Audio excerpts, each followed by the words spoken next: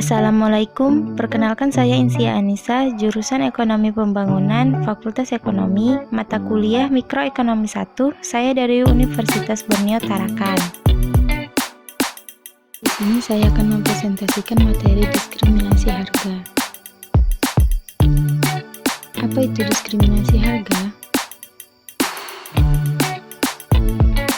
Diskriminasi harga adalah strategi penetapan harga jual barang yang sama tetapi harga yang berbeda. Tujuannya yaitu meningkatkan hasil penjualan sekaligus laba.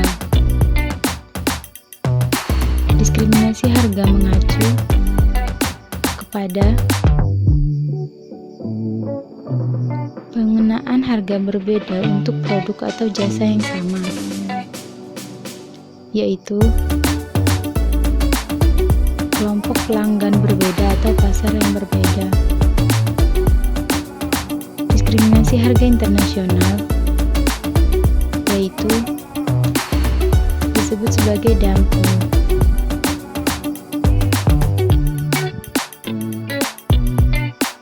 Diskriminasi harga berbeda dengan perbedaan harga.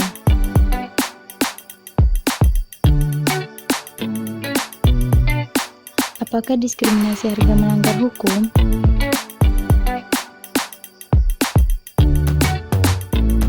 Diskriminasi harga dilakukan dengan perjanjian. Maka, hal inilah yang dilarang undang-undang.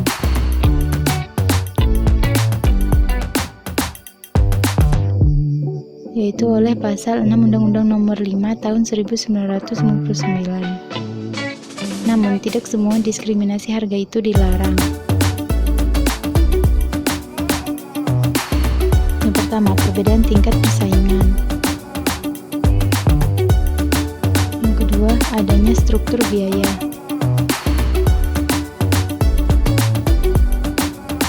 Yang ketiga, adanya transaksi terhadap usaha kecil. Contoh diskriminasi harga yaitu: yang pertama, dokter ahli bedah menetapkan harga tinggi untuk pembedahan usus buntu pada pasien pendapatan tinggi dirawat di kamar kelas VIP. Pasien pendapatan rendah dirawat di kelas 3. 2. Harga tiket bioskop berbeda di hari biasa daripada weekend agar keuntungan lebih besar.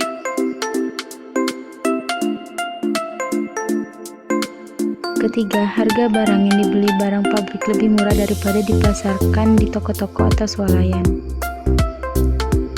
Keempat, PT Pertamina menetapkan harga minyak tanah lebih tinggi untuk sektor industri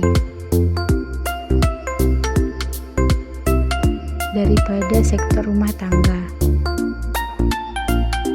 3. Persyaratan perusahaan untuk menerapkan diskriminasi harga yaitu: yang pertama, perusahaan memiliki market power dikaitkan dengan struktur pasar monopoli dan oligopoli. Yang kedua, perusahaan harus dapat membedakan atau memisahkan masing-masing segmen yang menjadi target. Yang ketiga, pasar terjaga tetap terpisah berdasar tempat atau sifatnya. Apa saja stratifikasi dalam diskriminasi harga? Yang pertama, setiap konsumen tanpa stratifikasi maka membayar harga yang ditetapkan produsen. Contohnya yaitu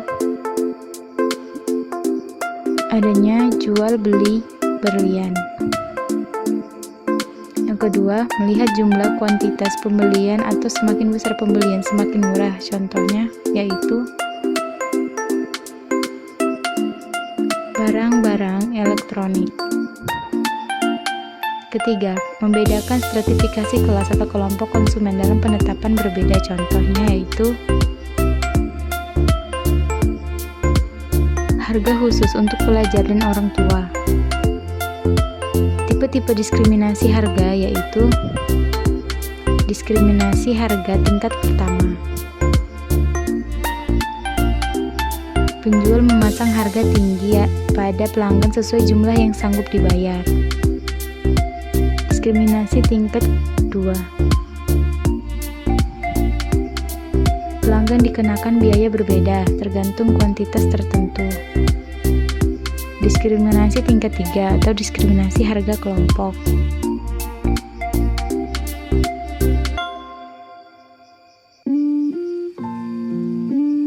Pelanggan dikelompokkan berdasarkan atribut tertentu.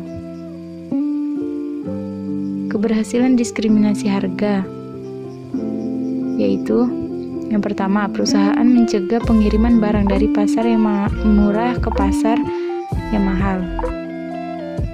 Yang kedua, biaya transportasi tinggi. Yang ketiga, tergantung pada biaya peralihan. Yang keempat, perusahaan harus dapat mengendalikan pasokan. Keuntungan diskriminasi harga yaitu yang pertama, peningkatan pendapatan.